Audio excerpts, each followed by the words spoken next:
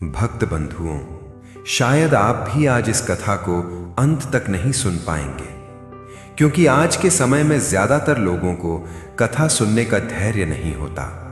मन कहीं और भटकता है, ध्यान सांसारिक कामों में उलझा रहता है और भक्ति के लिए समय निकालना सबसे कठिन हो गया है। लेकिन भक्त बंधुओं, जो व्यक्ति आज इस कथा को पूरे मन, पूरे ध्यान और पूरी श्रद्धा से अंत तक सुन लेगा, उस पर भगवान शिव की विशेष कृपा अवश्य बरसेगी। गरुड़ पुराण में स्पष्ट कहा गया है कि जो भक्त किसी पवित्र कथा को बीच में छोड़ देता है, वो अनजाने में अपने जीवन का सबसे बड़ा पुण्य खो देता है, और जो भक्त कथा को अंत तक सुनता है, उसके घर में सुख, शांति और संरक्षण स्वतः आने लगता है। भक्त बंधुओं, कथा केवल सुनने की वस्ती नहीं होती। कथा वो पुण्य है जो बिना धन के कमाया जाता है। ये ऐसा पुण्य है जो आपके परिवार की रक्षा करता है, आपकी संतान के कष्ट हर लेता है और आपके जीवन में स्थिरता और शांति लाता है। इसीलिए भक्त बंधुओं, इस पावन कथा को शुरू करने से पहले आप कमेंट में हर हर महादेव अवश्य लिखिए। ये केवल एक शब्द नहीं है, ये नाम जप का आरंभ है, और जब नाम जप के साथ कथा सुनी जाती है तो उसका फल कई गुना बढ़ जाता है। तो भक्त बंधुओं, यदि आप अपने परिवार के लिए, अपनी संतान के मंगल के लिए और अपने जीवन में भगवान शिव की कृपा चाहते हैं, तो आज इस कथा को एक परीक्षा की तरह नहीं, एक आशीर्वाद की तरह अंत तक सुनिए। आइए भक्त बंधुओं, अब इस पावन शिव कथा का शुभारंभ करते हैं। ध्यान से सुनिए और मन ही मन महादेव का नाम जपते रहिए। एक छोटा सा कस्बा था जहां चारों ओर हरियाली थी और लोग एक दूसरे को नाम से जानते थे। इसी कस्बे में आसू नाम का एक व्यक्ति रहता था। आसू का रहन सहन और उसका व्यक्तित्व कस्बे के अन्य लोगों से बिल्कुल अलग दिखता था। वो खुद को बहुत बड़ा धार्मिक व्यक्ति मानता था। हर सोमवार के दिन आसू का नियम पत्थर की लकीर जैसा था। वो सुबह बहुत जल्दी उठता, ठंडे जल से स्नान करता और बिल्कुल सफेद साफ सुथरे कपड़े पहनता। उसके माथे पर भस्म की 3 लंबी रेखाएं होती थीं, जिन्हें वो बड़े गर्व से आईने में देखकर ठीक करता था। आंसू जब घर से निकलता तो उसके हाथ में तांबे का एक बड़ा लोटा होता, जिसमें जल, कच्चा दूध और कुछ बेल पत्र होते थे। वो रास्ते भर ऊंचे स्वर में मंत्र पढ़ता हुआ शिव मंदिर जाता। कस्बे के लोग उसे देखकर रास्ता छोड़ देते और कई लोग उसे पंडित जी या भक्त जी कहकर प्रणाम भी करते। आंसू को ये सम्मान बहुत पसंद था। वो चाहता था कि पूरी दुनिया उसे सबसे बड़ा शिव भक्त माने। मंदिर पहुंचकर वो सबसे पहले मंदिर की बड़ी घंटी को पूरी ताकत से बजाता। घंटी की आवाज इतनी तेज होती कि आसपास के पक्षी उड़ जाते, पर आंसू को लगता कि उसकी आवाज सीधे स्वर्ग तक पहुंच रही है। मंदिर के भीतर वो शिवलिंग के सामने बैठता और घंटों पूजा करता। वो तरह तरह के महंगे फूल चढ़ाता, सबसे महंगी धूप जलाता और आंखें बंद करके बैठ जाता। लेकिन उस समय आंसू के मन के भीतर क्या चलता था, ये केवल वही जानता था। उसकी आंखें बंद होती थीं, पर उसका मन भगवान के ध्यान में नहीं, बल्कि अपने पड़ोसी रघुनाथ के बारे में सोचता रहता था। आंसू और रघुनाथ के बीच एक पुरानी दुश्मनी थी। वो दुश्मनी जमीन के एक छोटे से टुकड़े को लेकर शुरू हुई थी, लेकिन धीरे धीरे वो आंसू के खून में मिल गई थी। जब आंसू मंदिर में बैठा होता तो उसके मन में प्रार्थना कम और शिकायतें ज्यादा होती थीं। वो मन ही मन कहता, हे भगवान, उस रघुनाथ को देखो, उसने मेरे साथ बुरा किया है। उसे ऐसी सजा दो कि वो फिर कभी सिर न उठा सके। मुझे अमीर बना दो और उसे सड़क पर ले आओ।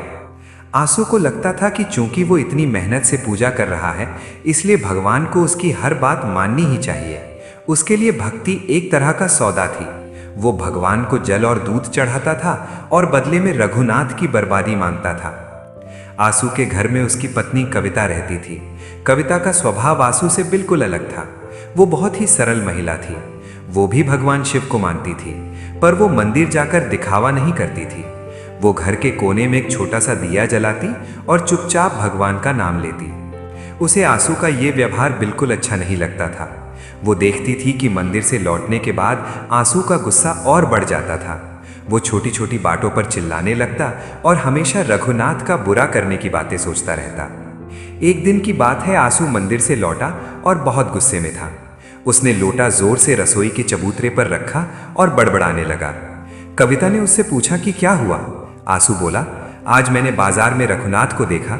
वो एक नई गाड़ी खरीदने की बात कर रहा था। भगवान जाने उसके पास इतना पैसा कहाँ से आ रहा है। मैंने आज मंदिर में भगवान से कहा है कि या तो उसका सब कुछ छीन लो या फिर मुझे उससे 2 गुना दे दो। कविता चुप रही, क्योंकि वो जानती थी कि आंसू को समझाना बेकार है। आंसू का व्यापार ठीक ठाक चलता था। उसकी बाजार में एक बड़ी दुकान थी जहां वो अनाज और अन्य सामान बेचता था। वो अपने काम में भी बहुत सख्त था। वो अपने कर्मचारियों से भी बहुत बुरा व्यवहार करता था और हमेशा खुद को सबसे ऊपर समझता था। उसे लगता था कि उसकी सफ़ेद पोशाक और माथे की भस्म उसे हर पाप से बचा लेगी। वो कस्बे के अन्य लोगों के दुखों में कभी शामिल नहीं होता था, लेकिन अगर मंदिर में कोई बड़ा उत्सव होता तो वो सबसे ज़्यादा दान देने की घोषणा करता ताकि लोग उसकी वाहवाही करें। आंसू की रातों की नींद उड़ गई थी। वो अक्सर रात को उठकर बैठ जाता और सोचता कि कैसे रघुनाथ को नीचा दिखाया जाए। उसने अपने वकीलों को सख्त निर्देश दे रखे थे कि जमीन का केस किसी भी कीमत पर जीतना है, चाहे उसके लिए कितने भी पैसे क्यों न खर्च करने पड़े। उसे जमीन के उस टुकड़े से उतना लगाव नहीं था जितना उसे रघुनाथ को हराने की जिद से था। उसकी पूरी जिंदगी अब उसी जिद के इर्द गिर्द घूमने लगी थी। कस्बे के लोग आंसू की धार्मिकता से डरते थे, पर उसका सम्मान दिल से नहीं करते थे। लोग पीठ पीछे कहते थे कि आंसू केवल बाहर से भक्त है, अंदर से तो वो नफरत से भरा हुआ है। पर आंसू को इन बातों की परवाह नहीं थी। उसे लगता था कि वो जो कर रहा है वही सही धर्म है।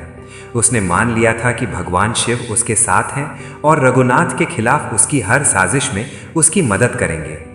उसे जरा भी अंदाजा नहीं था कि आने वाले समय में उसके साथ क्या होने वाला है। कविता अक्सर रात को चुपके से रोती थी। उसे डर लगता था कि आंसू की ये नफरत एक दिन घर में आग लगा देगी। उसने कई बार कोशिश की कि वो आंसू को थोड़ा शांत कर सके, पर आंसू उसे हमेशा ये कहकर चुप करा देता कि तुम औरत हो, तुम इन सब बातों को नहीं समझती। आंसू का अहंकार अब एक पहाड़ जैसा हो गया था, जिसके ऊपर वो खुद बैठा था और नीचे सबको कीड़े मकोड़ों की तरह देख रहा था। उसे लगा कि उसकी ये दिखावटी भक्ति ही उसकी सबसे बड़ी ढाल है, पर वो ये भूल गया था कि भगवान पत्थर की मूर्तियों में नहीं बल्कि साफ मन में बसते हैं। इस तरह आंसू के दिन बीत रहे थे। बाहर से सफेद कपड़े, माथे पर भस्म और हाथ में गंगा जल, लेकिन अंदर केवल रघुनाथ के लिए जहर। ये कहानी उस समय की है जब आंसू के अहंकार का घड़ा पूरी तरह भर चुका था और अब उसकी परीक्षा की घड़ी पास आ रही थी। वो अपनी हर प्रार्थना में विनाश मांग रहा था, पर वो नहीं जानता था कि जिसका विनाश वो मांग रहा है वही एक दिन उसकी रक्षा के लिए खड़ा होगा। अभी तो वो केवल अपने घमंड में डूबा हुआ था और अपनी हर सफलता को अपनी भक्ति का फल मान रहा था। आंसू और रघुनाथ के बीच की ये दुश्मनी कोई 2-4 दिन पुरानी नहीं थी, बल्कि ये सालों से एक जहरीली बेल की तरह बढ़ रही थी। कस्बे के पुराने लोग बताते थे कि एक समय था जब आंसू के पिता और रघुनाथ के पिता गहरे मित्र हुआ करते थे, लेकिन वक्त का पहिया ऐसा घूमा कि वो दोस्ती अब कट्टर दुश्मनी में बदल चुकी थी। इस लड़ाई के केंद्र में था एक खाली पड़ा हुआ जमीन का टुकड़ा, जो दोनों के घरों के ठीक बीचों बीच स्थित था। वो जमीन देखने में बहुत छोटी थी, शायद उस पर एक छोटा कमरा ही बन सकता था, लेकिन उस पर अधिकार जमाना अब दोनों के लिए प्रतिष्ठा का सवाल बन गया था। आंसू का दावा था कि उसके दादाजी ने यह जमीन रघुनाथ के परिवार को केवल इस्तेमाल के लिए दी थी, जबकि रघुनाथ के पास ऐसे कागजात थे जो बताते थे कि उसके परिवार ने यह जमीन बरसों पहले नकद पैसे देकर खरीदी थी। आंसू को यह बात कभी हजम नहीं हुई। उसे लगता था कि रघुनाथ ने उसके परिवार की भोली भाली स्थिति का फायदा उठाकर फर्जी कागज बनवा लिए हैं। धीरे धीरे ये जमीन का टुकड़ा एक विवादित मैदान बन गया। आंसू ने वहां कंटीले तार लगवा दिए तो अगले दिन रघुनाथ ने उन्हें उखाड़ फेंका। आंसू ने वहां पत्थर डलवा दिए तो रघुनाथ ने पुलिस बुला ली। पुलिस और कचहरी के चक्कर काटते काटते आंसू का आधा जीवन बीत गया, लेकिन उसकी जिद कम होने के बजाय बढ़ती ही गई। उसने कस्बे के सबसे महंगे वकील को काम पर रखा और उससे साफ कह दिया, पैसे की चिंता मत करो, बस मुझे उस जमीन पर रघुनाथ की परछाई भी नहीं चाहिए। आंसू की दुकान मंगलम स्टोर्स शहर की सबसे प्रसिद्ध अनाज की दुकान थी।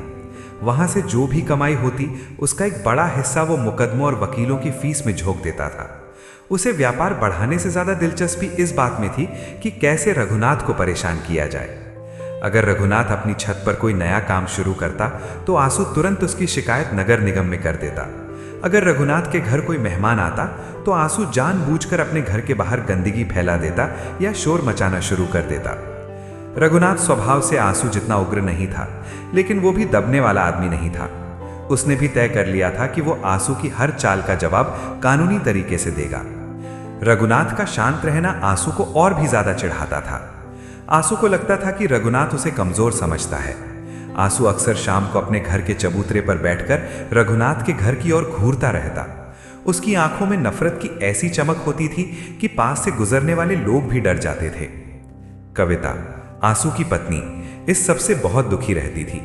उसे याद था कि शादी के शुरुआती सालों में रघुनाथ की पत्नी और वो मिलकर त्योहार मनाती थी, लेकिन आंसू ने सख्त हिदायत दे दी थी कि रघुनाथ के परिवार से कोई भी रिश्ता नहीं रखा जाएगा। कविता अगर कभी बाजार में रघुनाथ की पत्नी से टकरा जाती तो उसे अपना चेहरा छिपाकर निकलना पड़ता था। आंसू ने घर के माहौल को एक जेल जैसा बना दिया था, जहां केवल नफरत की बातें होती थी। एक बार की बात है, कस्बे में बहुत बड़ा मेला लगा था। रघुनाथ का बेटा मेले में खो गया। पूरे कस्बे के लोग उसे ढूंढने में लग गए, लेकिन जब आंसू को यह बात पता चली तो उसने अपने घर के दरवाजे बंद कर लिए। उसने कविता से कहा, बाहर मत जाना, ये उस पापी के कर्मों का फल है, उसे तड़पने दो। कविता का दिल उस बच्चे के लिए रो रहा था, पर वो आंसू के गुस्से के आगे मजबूर थी। खुशकिस्मती से बच्चा मिल गया, लेकिन इस घटना ने दोनों परिवारों के बीच की खाई को और चौड़ा कर दिया। आंसू की जिद अब एक सनक में बदल गई थी। वो मंदिर जाता तो वहां भी भगवान से यही कहता कि रघुनाथ के व्यापार में घाटा हो जाए, उसके घर में बीमारियां आ जाएं। उसने धर्म को अपनी निजी लड़ाई का औजार बना लिया था।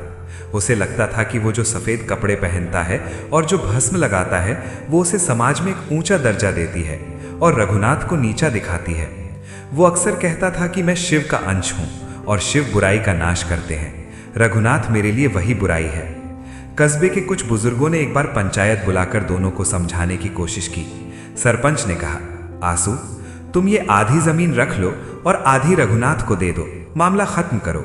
लेकिन आंसू पंचायत में खड़ा होकर चिल्लाया, आधी क्यों, वो पूरी जमीन मेरी है। मैं 1 इंच भी उस आदमी को नहीं दूंगा जिसने मेरे परिवार को धोखा दिया। अगर मुझे न्याय नहीं मिला तो मैं अपनी जान दे दूंगा, पर हार नहीं मानूंगा। सरपंच ने हार मान ली, क्योंकि आंसू के सिर पर अहंकार का भूत सवार था। आंसू के इस व्यवहार के कारण उसके पुराने मित्र भी उससे दूर होने लगे थे। लोग जानते थे कि आंसू के मुंह लगना मतलब मुसीबत को दावत देना है। आंसू को इस अकेलेपन की परवाह नहीं थी। उसे लगता था कि वो अकेला ही काफी है। उसका व्यापार अब धीरे धीरे गिरने लगा था, क्योंकि उसका ध्यान ग्राहकों से ज्यादा वकीलों पर था। दुकान में सामान कम होने लगा था और कर्ज बढ़ने लगा था, लेकिन आंसू का अहंकार अभी भी आसमान छू रहा था। रघुनाथ ने कई बार कोशिश की कि वो सीधे आंसू से बात करे, लेकिन आंसू ने कभी उसे अपने घर की चौखट पर पैर नहीं रखने दिया। आंसू को लगता था कि रघुनाथ जो भी करेगा वो एक साजिश होगी। शक ने आंसू की बुद्धि को पूरी तरह जकड़ लिया था। वो रात को सोने से पहले खिड़की से झांक कर देखता था कि रघुनाथ के घर की बत्तियां बुझी हैं या नहीं। अगर रघुनाथ के घर देर रात तक रोशनी रहती तो आंसू को चिंता होने लगती कि वो कोई नया मुकदमा तैयार कर रहा होगा। ये नफरत अब आंसू के शरीर को भी सुखाने लगी थी। उसका चेहरा जो कभी भरा हुआ था अब हड्डियों का ढांचा लगने लगा था। उसकी आंखों के नीचे काले घेरे पड़ गए थे। वो हर समय चिड़चिड़ा रहता था। कविता उसके लिए खाना बनाती तो वो खाने में नुक्स निकालता और थाली फेंक देता। घर के भीतर का सुकून पूरी तरह खत्म हो चुका था। आंसू जिस जमीन के लिए लड़ रहा था वो जमीन वैसी ही सूखी पड़ी थी, लेकिन उस जमीन ने आंसू के हंसते खेलते घर को बंजर बना दिया था। आंसू की दुकान के कर्मचारी अब धीरे धीरे काम छोड़कर जाने लगे थे। उन्हें आंसू की गालियां और उसका खराब व्यवहार अब बर्दाश्त नहीं होता था। दुकान में धूल जमने लगी थी, पर आंसू को इसकी फिक्र नहीं थी। वो हर सोमवार वैसे ही मंदिर जाता, वैसे ही घंटी बजाता और वैसे ही रघुनाथ के विनाश की कामना करता। उसे लग रहा था कि वो एक बहुत बड़ा युद्ध लड़ रहा है, जबकि असल में वो खुद से और अपनी ही शांति से हार रहा था। इस तरह समय बीतता गया और वो जमीन का विवाद एक ज्वालामुखी की तरह धधकने लगा। आंसू ने तय कर लिया था कि वो इस लड़ाई को अंत तक ले जाएगा। उसे नहीं पता था कि जिस जहर को वो अपने भीतर पाल रहा है वो जल्द ही उसके पूरे संसार को निगलने वाला है। आंसू का अहंकार अब अपनी चरम सीमा पर था। और नियति उसे एक ऐसा झटका देने वाली थी जिसकी उसने कभी सपने में भी कल्पना नहीं की थी। आंसू के जीवन का सबसे महत्वपूर्ण हिस्सा उसका सोमवार का नियम था। कस्बे के लोग जानते थे कि सोमवार के दिन आंसू किसी से बात नहीं करता था। वह केवल अपनी पूजा पाठ में डूबा रहता था। लेकिन यह पूजा शांति के लिए नहीं, बल्कि एक जिद को पालने के लिए थी। आंसू जब सुबह मंदिर की ओर निकलता तो उसके मन में एक अजीब तरह की बेचैनी होती थी। उसे लगता था कि अगर वो मंदिर में सबसे पहले पहुंचेगा और सबसे जोर से घंटी बजाएगा तो भगवान उसकी बात पहले सुनेंगे।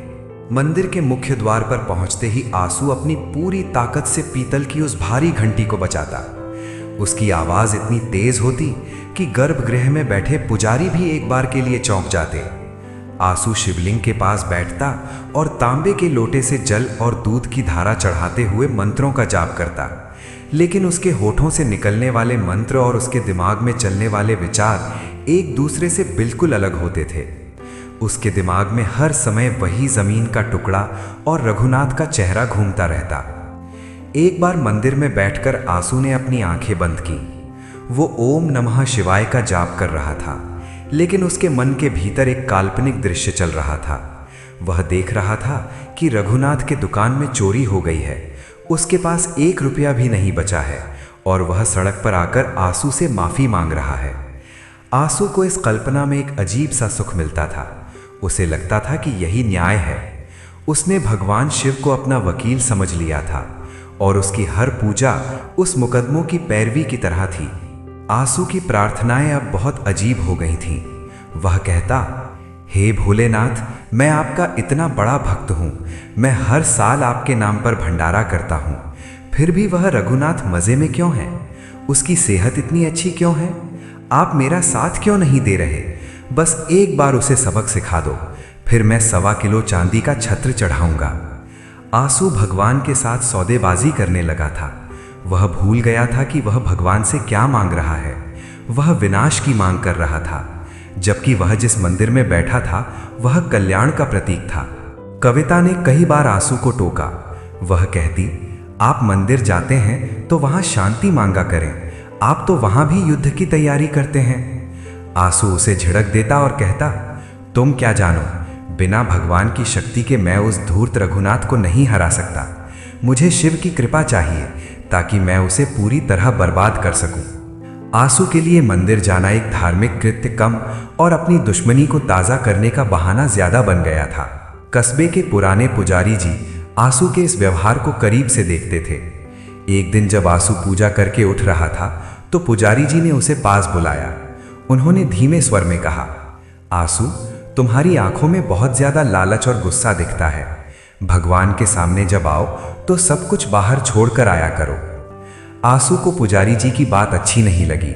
उसे लगा कि शायद पुजारी जी भी रघुनाथ के पक्ष में बोल रहे हैं। उसने पुजारी जी को कोई जवाब नहीं दिया, बस अपना माथा टेका और गुस्से में वहां से चला आया। आंसू का यह स्वभाव अब उसके व्यापार पर भी असर डालने लगा था। उसकी दुकान में ग्राहक आने से कतराने लगे थे।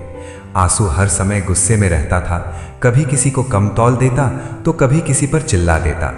उसका पूरा ध्यान इस बात पर रहता कि रघुनाथ की दुकान पर कितने ग्राहक जा रहे हैं। वह अपनी दुकान के बाहर बैठकर रघुनाथ की दुकान की ओर देखता रहता और मन ही मन उसे कोसता रहता। उसे लगता था कि रघुनाथ ने कोई जादू टोना कर दिया है जिससे उसकी दुकान नहीं चल रही। रातों को आंसू की नींद गायब हो गई थी। वह अंधेरे में अपनी छत पर टहलता रहता और रघुनाथ के घर की ओर देखता। अगर रघुनाथ के घर में कोई हंसने की आवाज आती तो आंसू का खून खौलने लगता। वह सोचता कि वह यहाँ परेशान है और उसका दुश्मन खुश है। यह विचार उसे अंदर ही अंदर खाए जा रहा था। उसने अपने वकीलों पर दबाव डालना शुरू किया कि कैसे भी करके जमीन का फैसला जल्दी करवाओ।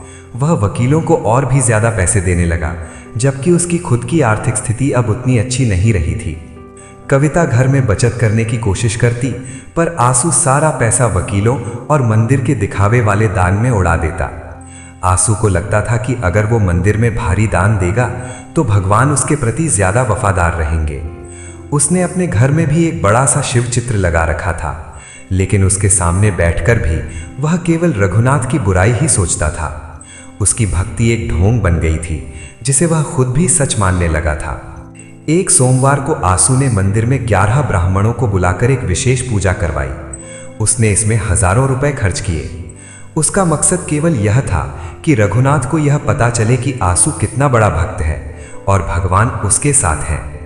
पूजा के दौरान आंसू बार बार अपनी आंखें खोलकर देखता कि लोग उसे देख रहे हैं या नहीं। उसे श्रद्धा से ज्यादा अपनी शक्ति दिखाने में दिलचस्पी थी। पुजारी जी ने जब उसे संकल्प लेने को कहा तो आंसू ने मन ही मन संकल्प लिया कि वह रघुनाथ को बेघर करके ही दम लेगा। पूजा खत्म होने के बाद जब आंसू मंदिर की सीढ़ियों से उतर रहा था तो उसे रघुनाथ सामने से आता दिखा।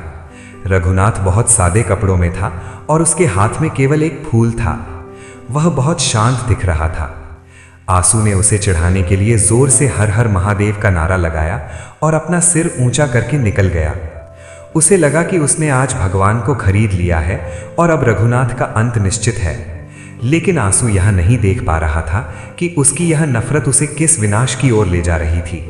आंसू का घर अब केवल ईंट और पत्थरों का ढांचा रह गया था, क्योंकि वहां ना तो हंसी थी और ना ही सुकून।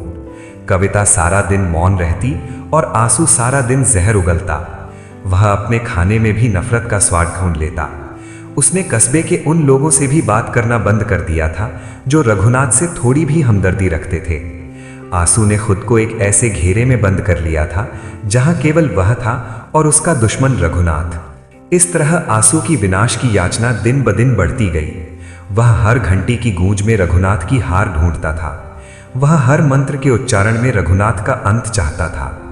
उसे लगा कि उसकी यह जिद ही उसकी भक्ति है, लेकिन उसे जरा भी पता नहीं था कि जिस विनाश की वह कामना कर रहा था उसकी पहली चिंगारी अब सुलगने वाली थी और वह चिंगारी सबसे पहले उसी के घर को राख करने वाली थी।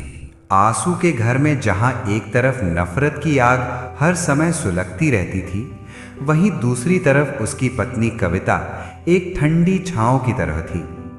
कविता को कस्बे के लोग बहुत पसंद करते थे, क्योंकि उसका चेहरा हमेशा शांत रहता था और उसकी आवाज में एक अजीब सी मिठास थी। आंसू की कड़वाहट और उसकी गुस्से वाली आदतों के बावजूद कविता ने कभी अपना धैर्य नहीं खोया। वो जानती थी कि उसके पति का मन एक ऐसी बीमारी से घिर गया है जिसका नाम नफरत है, और वो इस बीमारी को शांति से ही ठीक करना चाहती थी। कविता की सुबह आंसू से भी पहले शुरू होती थी। वो उठकर सबसे पहले घर की सफाई करती, तुलसी के पौधे को जल चढ़ाती और फिर अपने घर के छोटे से मंदिर में जाकर बैठ जाती। वो मंदिर आंसू के भव्य और दिखावे वाले मंदिर जैसा नहीं था। वहां केवल एक छोटी सी शिवलिंग की मूर्ति थी और एक पीतल का दिया। कविता जब पूजा करती तो वो कोई शोर नहीं मचाती थी। वो अपनी आंखें बंद करती और बहुत ही धीमे स्वर में भजन गुनगुनाती। उसकी प्रार्थना आंसू की तरह किसी के विनाश के लिए नहीं होती थी। वो केवल इतना कहती, प्रभु सबको सुखी रखना और मेरे घर में शांति बनाए रखना। आंसू अक्सर कविता की इस सादगी का मजाक उड़ाता था। वो कहता, तुम इस तरह चुपचाप बैठकर क्या पालोगी? देखो मुझे, मैं मंदिर में जाकर कैसे डंके की चोट पर अपनी बात कहता हूँ। भगवान भी उन्हीं की सुनते हैं जो साहसी होते हैं। तुम्हारी ये डरपोक भक्ति किसी काम की नहीं। कविता उसकी बातों का बुरा नहीं मानती थी। वो बस मुस्कुरा देती और अपने काम में लग जाती। वो जानती थी कि जो समुद्र शांत होता है वो उतना ही गहरा होता है। घर के बाहर भी कविता का व्यवहार बहुत ही दयालु था। अगर कस्बे में कोई गरीब बच्चा भूखा दिखता तो वो चुपके से उसे अपने हिस्से की रोटी दे देती। अगर कोई जानवर घायल होता तो वो उसकी सेवा करती। आंसू को कविता की ये आदतें बहुत अखरती थीं। उसे लगता था कि कविता उसका पैसा उन लोगों पर बर्बाद कर रही है जो उसके किसी काम के नहीं हैं। आंसू कहता, ये सब पुण्य कमाने का नाटक बंद करो। हमें अपनी शक्ति बढ़ानी है ताकि हम रघुनाथ को हरा सकें। लेकिन कविता का मानना था कि असली शक्ति सेवा में ही छिपी है। एक बार की बात है, रघुनाथ की पत्नी बहुत बीमार पड़ गई।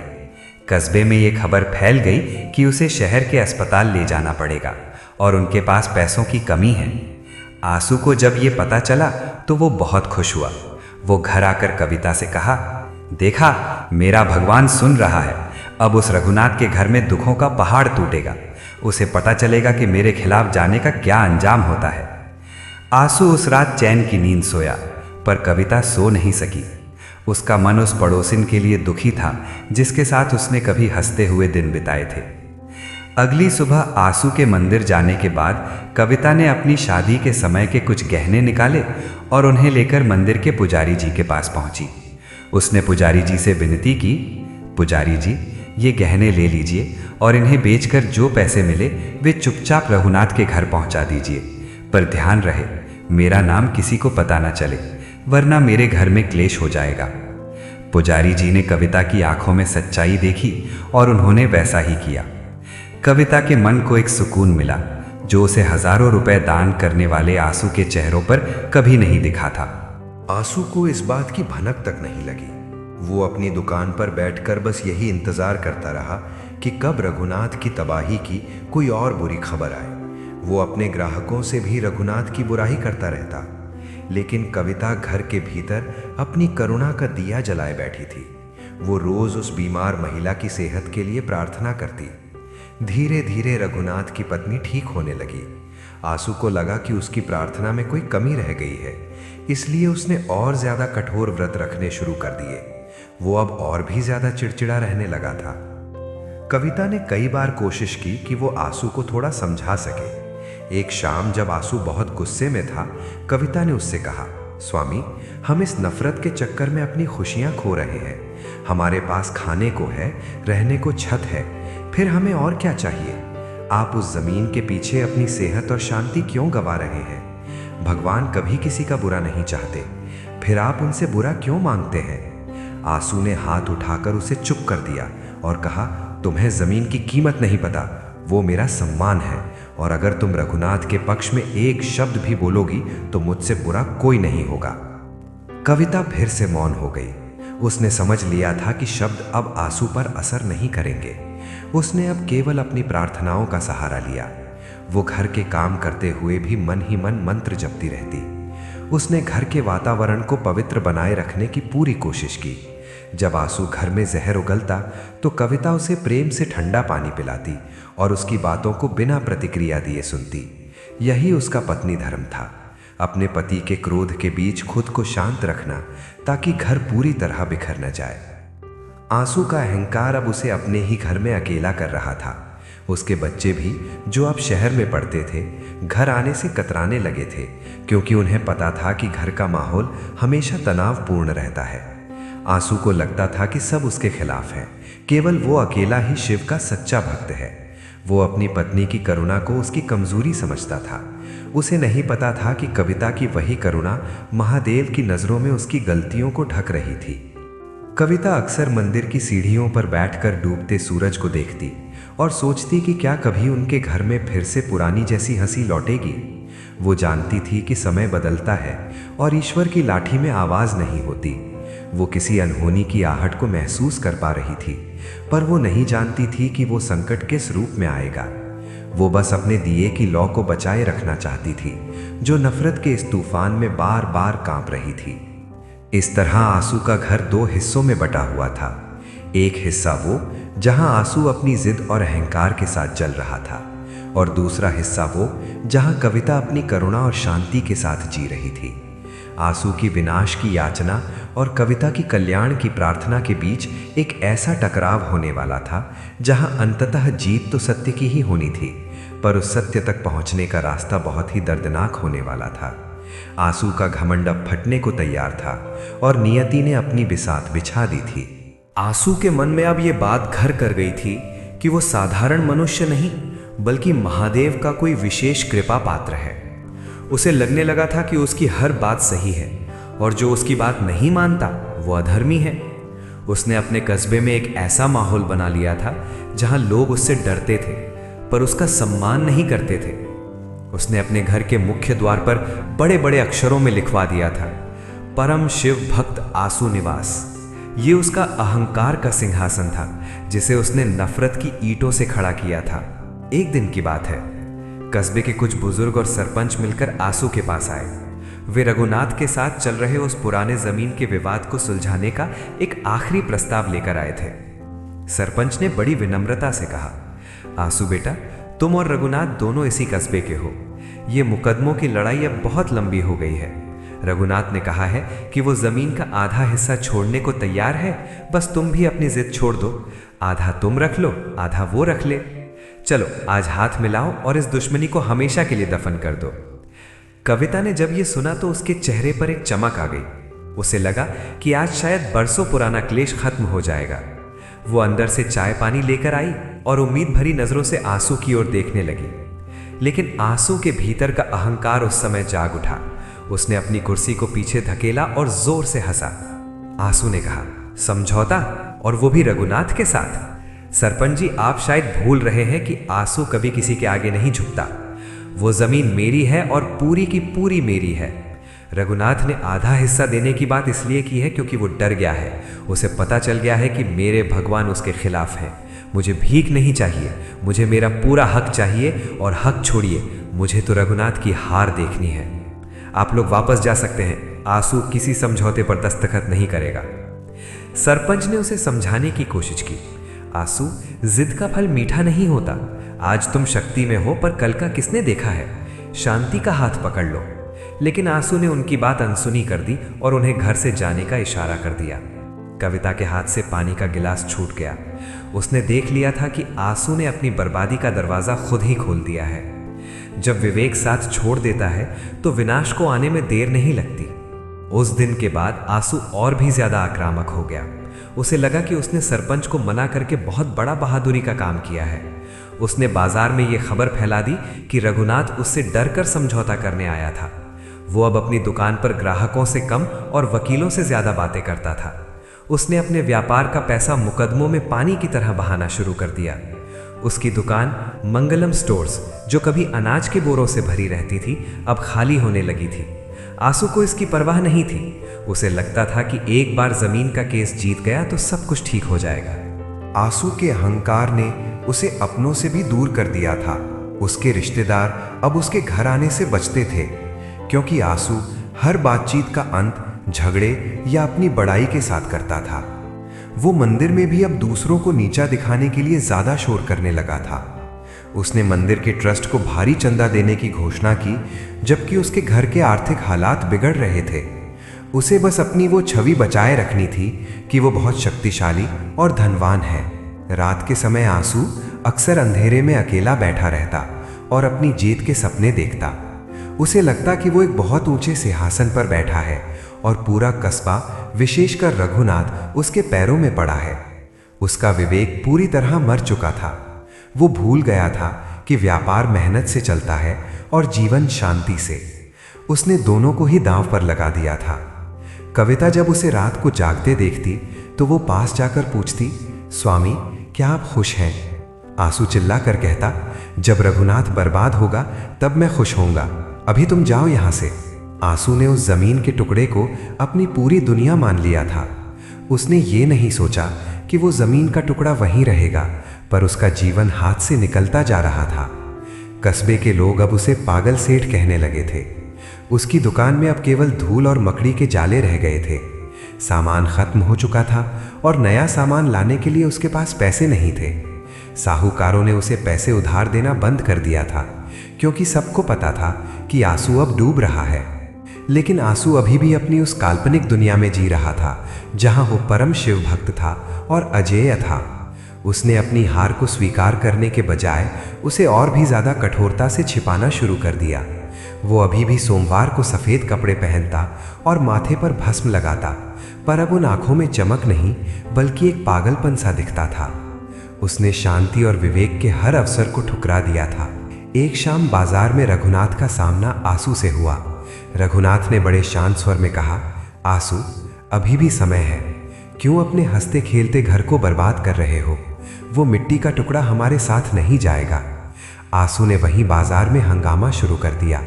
उसने रघुनाथ को बुरा भला कहा और अपनी शक्ति का दिखावा करने लगा। रघुनाथ वहां से चुपचाप चला गया, पर आंसू वहां खड़ा होकर अपनी जीत की घोषणा करता रहा। उसे नहीं पता था कि ये उसके अहंकार की आखिरी दहाड़ थी। आंसू का वो अहंकार का सिंहासन अब हिलने लगा था। उसने जिन वकीलों पर भरोसा किया था वे अब उससे और पैसों की मांग कर रहे थे। दुकान पर अब कोई ग्राहक नहीं आता था। घर में खाने पीने की भी किल्लत होने लगी थी। कविता अपनी छोटी मोटी बचत से घर चला रही थी, पर आंसू को इसकी कोई खबर नहीं थी। वो बस अपनी जिद के नशे में चूर था। कथा का ये मोड़ हमें उस अंधेरे की ओर ले जाता है जहां आंसू खड़ा था। उसने अपनी हर ढाल खुद ही तोड़ दी थी। उसने विवेक को ठुकरा दिया था, अपनों को दूर कर दिया था और ईश्वर को एक साझेदार बनाने की कोशिश की थी। अब नियति अपना खेल शुरू करने वाली थी। वो आग जिसका जिक्र पुरानी कहानियों में विनाश के प्रतीक के रूप में होता है, वो अब आंसू की चौखट तक पहुंचने वाली थी। आंसू का अहंकार अब अपनी अग्नि परीक्षा के लिए तैयार था।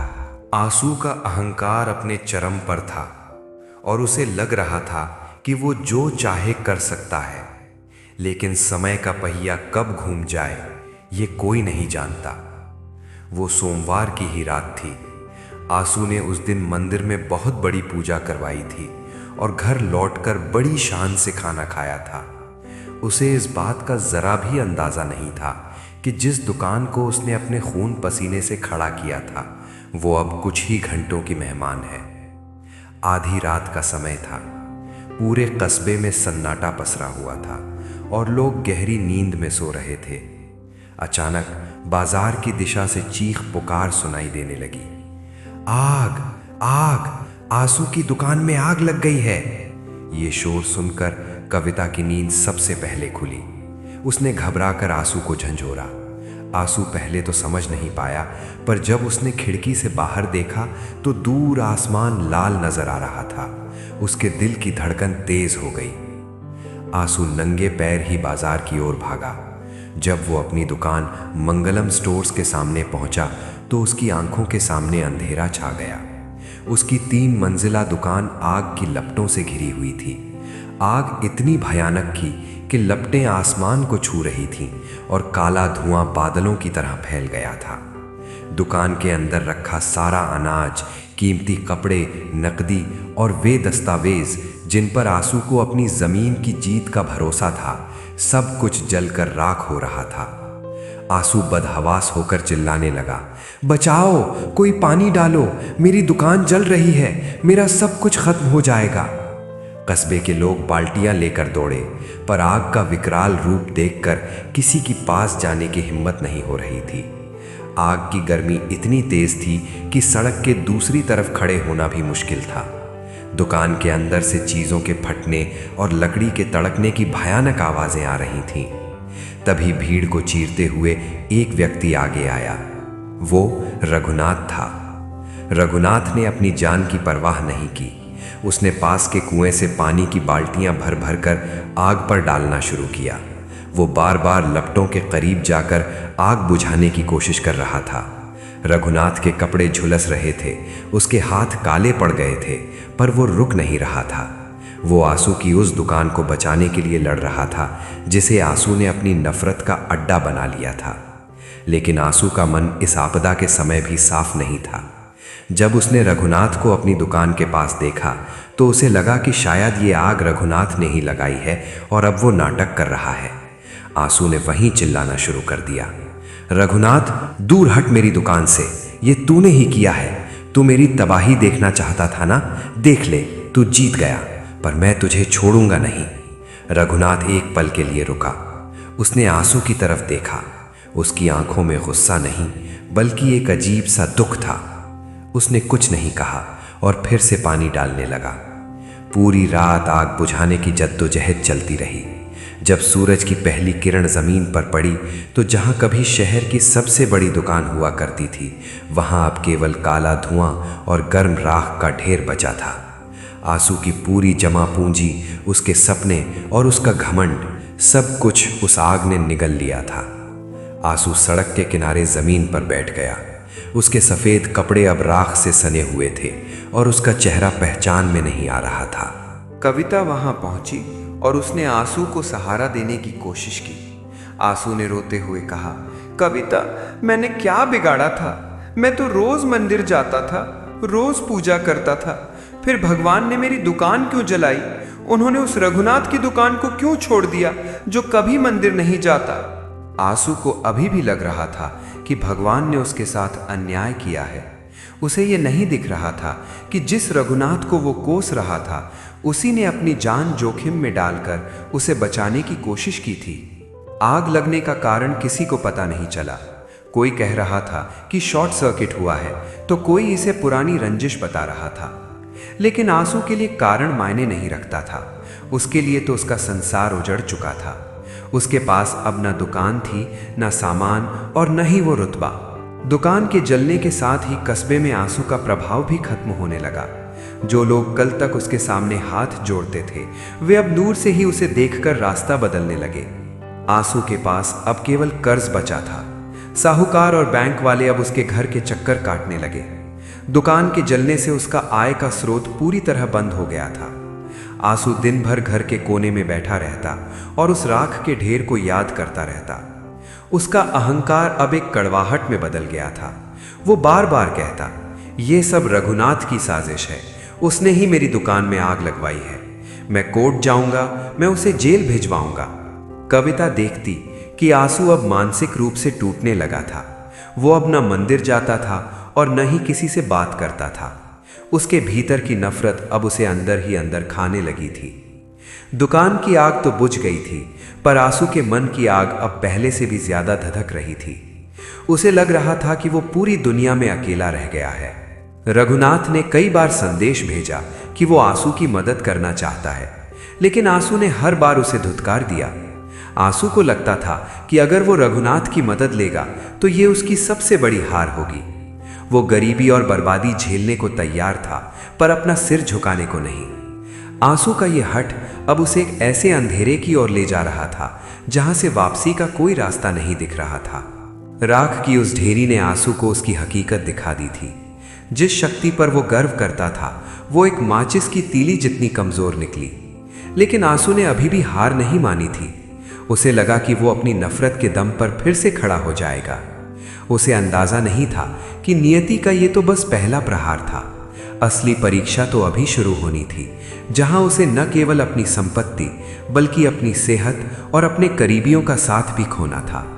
दुकान के जलने के बाद के कुछ दिन आंसू के लिए किसी भयानक सपने जैसे थे। जब आग की लपटें ठंडी हुईं, तो उनके पीछे जो बचा था वो था केवल काला धुआं और कड़वाहट। आंसू अब घंटों बाजार में अपनी उसी जली हुई दुकान की चौखट पर बैठा रहता। लोग आते जाते उसे देखते, कुछ तरस खाते और कुछ फुसफुसाते हुए निकल जाते। आंसू को किसी की सहानुभूति अच्छी नहीं लगती थी। उसे लगता था कि हर कोई उसकी हार का मजा ले रहा है। आंसू के घर की स्थिति अब बहुत खराब हो चुकी थी। जो पैसा उसने वकीलों और मुकदमों में खर्च किया था, अब उसकी कमी खलने लगी थी। दुकान से होने वाली दैनिक आय बंद हो गई थी, लेकिन घर के खर्चे और बैंक की किश्तें वैसी ही खड़ी थीं। कविता जो भी थोड़ी बहुत बचत करती थी, वो अब घर के राशन और छोटे मोटे खर्चों में खत्म होने लगी थी। आंसू के पास अब न तो बैठने के लिए दुकान थी और न ही समाज में वो पुरानी इज्जत। एक सुबह आंसू घर के बरामदे में बैठा था कि तभी साहूकार का एक आदमी दरवाजे पर आया।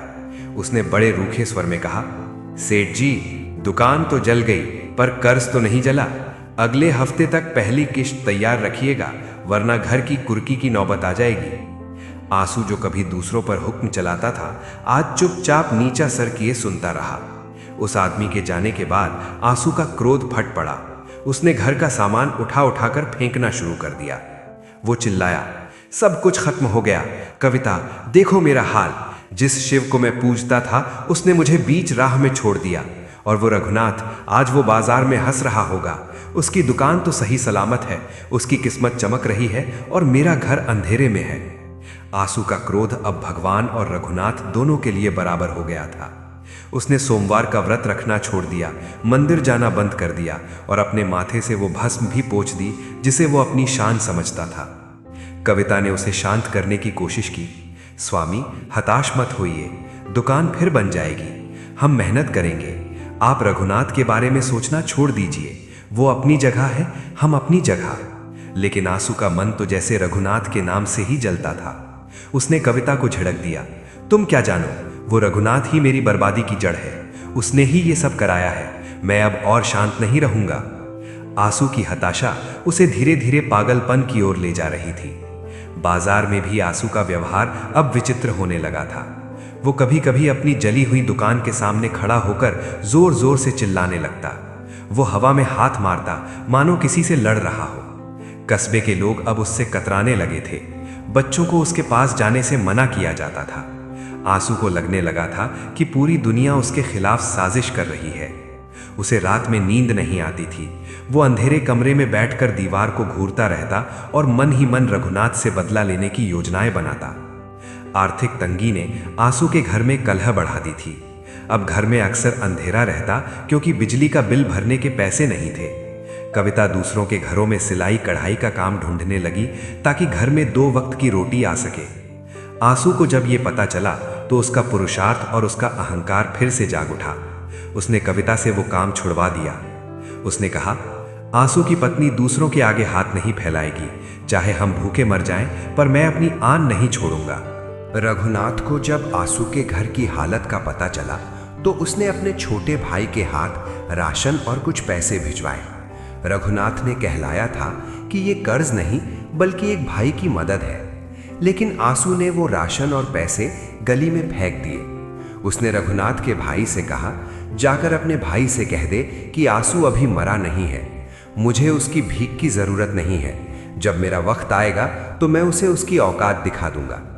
रघुनाथ का भाई चुपचाप लौट गया, पर मोहल्ले के लोग आंसू की इस मूर्खता पर हंसने लगे। आंसू का क्रोध अब उसके स्वास्थ्य पर असर डालने लगा था। उसका चेहरा काला पड़ गया था और आंखें अंदर धंस गई थी। वो बात बात पर कांपने लगता था। उसे हर समय ये डर सताता रहता था कि रघुनाथ अब उस विवादित जमीन पर कब्जा कर लेगा। वो कमजोर होने के बावजूद लाठी लेकर उस जमीन के पास पहरा देने जाता। उसे लगता था कि वही एक टुकड़ा अब उसके जीवन का आखिरी मकसद बचा है। कविता देखती थी कि कैसे एक हंसता खेलता इंसान अपनी ही नफरत की आग में जलकर राख हो रहा था। उसने आंसू से मिन्नतें की कि वो शहर जाकर डॉक्टर को दिखाए या किसी रिश्तेदार से मदद मांगे, पर आंसू अपनी जिद पर अड़ा रहा। उसने खुद को एक कमरे में बंद कर लिया। वो न ठीक से खाता था और न ही नहाता था। उसके भीतर की हताशा ने उसे एक ऐसे अंधेरे कुएं में धकेल दिया था जहां से उसे रोशनी की कोई किरण दिखाई नहीं दे रही थी। एक दिन बाजार में किसी ने खबर उड़ा दी कि रघुनाथ उस जमीन पर मंदिर बनाने की सोच रहा है। ये सुनते ही आंसू का खून खौल उठा। वो कमजोरी के बावजूद भागा भागा रघुनाथ के घर पहुंचा और उसके दरवाजे पर जाकर खूब हंगामा किया। उसने रघुनाथ को बहुत बुरा भला कहा। रघुनाथ बाहर आया और बस इतना कहा, आंसू तुम बीमार हो, घर जाओ और आराम करो। रघुनाथ की ये शांति आंसू को किसी थप्पड़ जैसी लगी। वो और भी ज्यादा भड़क गया, लेकिन उसका शरीर अब उसका साथ नहीं दे रहा था। वो वहीं जमीन पर गिर पड़ा। आंसू की हताशा अब उसके जीवन की सबसे बड़ी दुश्मन बन गई थी। उसने मान लिया था कि वो हार चुका है, पर वो अपनी हार को स्वीकार करने के बजाय दूसरों को इसका दोषी ठहरा रहा था। उसके सपने राख हो चुके थे, उसका धन जा चुका था और अब उसकी बुद्धि भी उसका साथ छोड़ रही थी। उसे अंदाजा नहीं था कि ये हताशा उसे मौत के करीब ले जा रही है, लेकिन इस अंधेरे के बीच भी नियति ने उसके लिए एक ऐसा रास्ता चुना था जिसे देख पाना अभी आंसू के बस में नहीं था। जब इंसान के भीतर की लड़ने की शक्ति खत्म हो जाती है तो उसका शरीर भी हथियार डाल देता है। आंसू के साथ भी यही हुआ। दुकान जलने का सदमा और दिन रात की नफरत ने उसके शरीर को खोखला कर दिया था। रघुनाथ के दरवाजे पर गिरने के बाद जब उसे घर लाया गया तो वो फिर कभी पूरी तरह अपने पैरों पर खड़ा नहीं हो पाया। उसे तेज बुखार ने जकड़ लिया था जो हफ्तों तक उतरने का नाम नहीं ले रहा था। आंसू अब बिस्तर पर पड़ा रहता था। उसकी आंखों के सामने हर समय वही राख का ढेर और रघुनाथ का चेहरा घूमता रहता। उसकी भूख मर चुकी थी और वो बहुत कमजोर हो गया था। कविता दिन भर उसकी सेवा करती, उसे दवाइयाँ देती और उसके माथे पर ठंडी पट्टियाँ रखती, लेकिन आंसू का स्वभाव बीमारी में और भी ज्यादा चिड़चिड़ा हो गया था। वो दवाइयाँ फेंक देता और चिल्लाता, मुझे इन दवाओं की जरूरत नहीं है, मुझे बस वो जमीन चाहिए और रघुनाथ की बर्बादी देखनी है। इस बीमारी के दौरान आंसू को एक और बड़ा झटका लगा, अकेलेपन का। जब आंसू अमीर था और उसकी दुकान चलती थी तो उसके घर लोगों का आना जाना लगा रहता था। लेकिन अब जब वो कंगाल और बीमार था तो कोई उसकी सुध लेने नहीं आता था। जिन दोस्तों के साथ वो घंटों बैठकर राजनीति और रघुनाथ की बुराई करता था, वे अब रास्ता बदलकर निकल जाते थे। कोई नहीं चाहता था कि एक बीमार और कर्जदार व्यक्ति से उनका नाम जुड़े। कस्बे के लोग गलियों में बात करते थे, आंसू को उसके कर्मों का फल मिल रहा है। जो दूसरों के लिए गड्ढा खोदता है वो खुद ही उसमें गिरता है।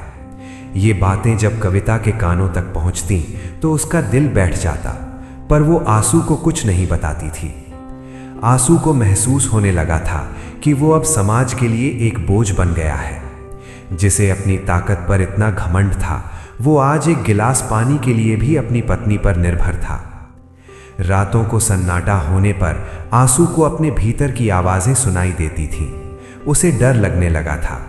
अंधेरे कमरे में उसे लगता था कि कोई उसे देख रहा है। उसे वो समय याद आता जब वो मंदिर में जोर जोर से घंटी बजाता था। अब उसे उन घंटियों की आवाज डरावनी लगती थी। उसने अपने घर में लगे शिव के चित्र की ओर देखना भी बंद कर दिया था। उसे लगता था कि भगवान ने उसे धोखा दिया है। वो अपनी बीमारी के लिए भी महादेव को ही दोषी ठहराता था। आर्थिक तंगी इतनी बढ़ गई थी कि अब घर की कीमती चीजें बिकने लगी थीं। कविता ने अपने पीतल के बर्तन और पुरानी साड़ियां तक बेच दी ताकि आंसू के लिए दूध और दवा का इंतजाम हो सके। आंसू बिस्तर पर लेटा ये सब देखता रहता, पर उसकी जबान से कभी कविता के लिए धन्यवाद के शब्द नहीं निकले। वो बस यही सोचता कि ये सब रघुनाथ की वजह से हो रहा है। बीमारी ने उसके शरीर को तोड़ दिया था, पर उसकी नफरत अभी भी वैसी ही ताज़ा थी। एक रात आंसू की तबीयत बहुत ज्यादा बिगड़ गई। उसे सांस लेने में तकलीफ होने लगी और उसका शरीर ठंडा पड़ने लगा। कविता घबरा गई और दौड़कर पड़ोसी के पास मदद मांगने गई, लेकिन उस पड़ोसी ने दरवाजा नहीं खोला। उसने अंदर से ही कह दिया, हम इस मामले में नहीं पड़ना चाहते। कविता रोते हुए घर वापस आई। उस रात आंसू को पहली बार महसूस हुआ कि उसने अपनी जिंदगी में कमाया क्या है। न दोस्त, न इज्जत, बस एक खाली घर और बीमारी। अगली सुबह जब यह खबर कस्बे में फैली कि आंसू की हालत बहुत खराब है, तो भी कोई आगे नहीं आया। लोग कहने लगे कि यह संक्रामक बीमारी हो सकती है या फिर कोई ऊपरी साया। आंसू बिस्तर पर पड़ा पड़ा खिड़की से बाहर देखता रहता। उसे वो जमीन का टुकड़ा साफ नजर आता था। अब वो जमीन उसे मिट्टी नहीं बल्कि एक कब्र जैसी लगने लगी थी। उसे लगने लगा कि शायद वो अब कभी उठ नहीं पाएगा। अकेलेपन का सबसे बुरा हिस्सा वो था जब आंसू को अपनी पुरानी गलतियां याद आने लगी। उसे याद आया कि कैसे उसने अपनी पत्नी को डांटा था, कैसे उसने गरीबों का अपमान किया था। लेकिन वो अपनी इन गलतियों को सुधारने के बजाय और भी ज्यादा क्रोधित हो जाता। वो अपनी किस्मत को कोसता। उसने खुद को पूरी तरह से दुनिया से काट लिया था। वो अब किसी का चेहरा नहीं देखना चाहता था। कविता ने हार नहीं मानी। वो पास के गांव से एक वैद्य को बुलाकर लाई। वैद्य ने आंसू की नब्ज देखी और सिर हिलाते हुए कहा, इसे दवा की उतनी जरूरत नहीं है जितनी मन की शांति की। इसका मन जहर से भरा हुआ है जो शरीर को गलने नहीं दे रहा और ठीक होने भी नहीं दे रहा। आंसू ने यह सुना और वैद्य को गाली देकर भगा दिया। उसे सच सुनना पसंद नहीं था। इस तरह दिन हफ्तों में और हफ्ते महीनों में बदल गए। आंसू का शरीर अब हड्डियों का ढांचा मात्र रह गया था। उसकी आवाज भी अब धीमी पड़ गई थी। जो आंसू कभी मंदिर में दहाड़ता था वो अब फुसफुसाकर बात करता था। कस्बे के लोगों ने लगभग मान लिया था कि आंसू के दिन अब गिनती के रह गए हैं, लेकिन नियति की योजना कुछ और ही थी। अभी आंसू के जीवन का सबसे बड़ा चमत्कार होना बाकी था, जो उसके अकेलेपन के इस अंधेरे को चीर कर निकलने वाला था। आंसू बिस्तर से चिपक गया था, लेकिन उसका दिमाग अभी भी उसी पुरानी दुश्मनी की गलियों में दौड़ रहा था। जब इंसान बहुत कमज़ोर हो जाता है और उसके पास करने को कुछ नहीं रहता, तो वो या तो पछतावा करता है या फिर अपनी नफरत को और ज़्यादा गहरा कर लेता है। आंसू ने दूसरा रास्ता चुना। वो अपनी हर शारीरिक पीड़ा, हर आर्थिक चोट और अपने अकेलेपन का एकमात्र जिम्मेदार रघुनाथ को ही मानता था। अक्सर दोपहर के समय जब घर में सन्नाटा होता और कविता रसोई में काम कर रही होती, आंसू खिड़की के बाहर देखता रहता। अगर उसे दूर से भी रघुनाथ की परछाई दिख जाती या उसकी आवाज़ सुनाई दे जाती तो आंसू के कमज़ोर शरीर में एक अजीब सी बिजली दौड़ जाती। वो कांपते हाथों से चादर पकड़ लेता और बुदबुदाने लगता, देखो उसे, वो कितना खुश है। मेरी बर्बादी पर उसकी चाल और भी तेज हो गई है। वो मेरी मौत का इंतजार कर रहा है ताकि उस जमीन पर महल खड़ा कर सके। आंसू का भ्रम अब इस हद तक बढ़ गया था कि उसे अपनी बीमारी भी रघुनाथ की साजिश लगने लगी थी। एक दिन जब कविता उसे काढ़ा पिला रही थी, आंसू ने प्याला दूर हटा दिया और कहा, कविता, क्या तुम्हें पक्का पता है कि ये दवा वैद्य ने ही दी है? कहीं रघुनाथ ने वैद्य को पैसे देकर इसमें कुछ मिलवा तो नहीं दिया? वो चाहता है कि मैं धीरे धीरे दम तोड़ दूं। कविता की आंखों में आंसू आ गए। उसने कहा, स्वामी, कैसी बातें कर रहे हैं आप? वो बेचारा तो खुद मंदिर में आपकी सलामती के लिए दिया जलाता है। रघुनाथ का नाम सुनते ही आंसू भड़क गया। दिया जलाता है? वो ढोंग कर रहा है। वो दुनिया को दिखाना चाहता है कि वो कितना महान है। मुझे उसकी हमदर्दी से नफरत है। आंसू को अब रघुनाथ की अच्छाई भी एक चाल लगने लगी थी। उसे लगने लगा था कि रघुनाथ ने बाजार में उसकी दुकान के ग्राहकों को भी भड़काया है और उसी ने आग लगाने वाले को पैसे दिए थे। उसके पास इन बातों का कोई सबूत नहीं था, पर उसका मन अब केवल जहर उगलना जानता था। एक रात आंसू को तेज ठंड लगी और वो कांपने लगा। घर में ओढ़ने के लिए पर्याप्त कपड़े नहीं थे क्योंकि पुराने कपड़े जल चुके थे या बेचे जा चुके थे। कविता ने उसे अपनी साड़ी ओढ़ा दी, पर उसकी कपकपी कम नहीं हुई। आंसू उस हालत में भी बोला, अगर आज मेरे पास पैसे होते तो मैं रेशमी लिहाफ में सोता। वो रघुनाथ, उसके पास आज सब कुछ है। उसने मेरी किस्मत छीन ली है। भगवान भी उसका साथ दे रहे हैं क्योंकि वो चालाक है। आंसू की नफरत अब उसकी परछाइयों से भी होने लगी थी। उसे लगता कि रात के अंधेरे में कोई उसे डराने आता है और वो आकृति रघुनाथ जैसी दिखती है। वो डरे हुए स्वर में चिल्लाता, हट जाओ मेरे सामने से, मैं तुम्हें वो जमीन नहीं दूंगा। कविता उसे संभालती और उसके सिर पर हाथ फेरती, पर आंसू का डर और नफरत कम होने का नाम नहीं लेते थे। कस्बे में एक अफवाह उड़ी कि रघुनाथ आंसू के घर की नीलामी रोकने के लिए बैंक से बात कर रहा है। जब ये खबर आंसू के कानों तक पहुंची तो आंसू बिस्तर से उठने की कोशिश करने लगा। वो गुस्से से हाँफ रहा था। वो मेरे घर की भीख देगा, वो मेरा घर खरीदेगा। मैं इस घर में आग लगा दूंगी, पर उसकी दया पर नहीं रहूंगा। कविता, उसे कह दो कि हमारे घर की तरफ देखे भी नहीं। आंसू का अहंकार अभी भी इतना बड़ा था कि वो सड़क पर आने को तैयार था, पर अपने शत्रु की मदद स्वीकार करने को नहीं। बीमारी और नफरत के इस मेल ने आंसू के चेहरे को डरावना बना दिया था। जो लोग कभी कभी हाल पूछने आ जाते थे, वे भी उसकी बातें सुनकर वापस नहीं आते थे। आंसू हर किसी से केवल रघुनाथ की बुराई करता। वो कहता कि कैसे रघुनाथ ने उसके पूर्वजों को धोखा दिया और कैसे अब वो पूरे कस्बे को हड़पना चाहता है। लोग पीठ पीछे कहते थे कि आंसू अब मानसिक संतुलन खो चुका है। इस संकट के समय में भी आंसू ने एक बार भी महादेव से अपने व्यवहार के लिए माफी नहीं मांगी। वो महादेव से अभी भी यही कहता था, हे शिव, अगर आप सच में हैं तो बस मुझे इतना सामर्थ्य दें कि मैं उस रघुनाथ को रोते हुए देख सकूं। उसकी प्रार्थनाएं अभी भी विनाश की ही थीं। वो भूल गया था कि उसका अपना शरीर विनाश की ओर बढ़ रहा है। कविता चुपचाप ये सब सहती रही। वो देख रही थी कि आंसू का मन उस जहरीली बेल की तरह हो गया है जो खुद को ही सुखा रही है। उसने आंसू को समझाना छोड़ दिया था क्योंकि उसे पता था कि नफरत अब आंसू की रगों में खून बनकर दौड़ रही है। आंसू को अब केवल एक ही चीज दिखती थी, दुश्मनी। उसे ना अपनी पत्नी का त्याग दिख रहा था, ना अपनी बिगड़ती हालत और ना ही सच्चाई। आंसू की दुकान जल चुकी थी। उसका शरीर जर्जर हो चुका था और अब उसके घर में दरिद्रता ने अपना डेरा जमा लिया था। ये समय कविता के लिए किसी अग्नि परीक्षा से कम नहीं था।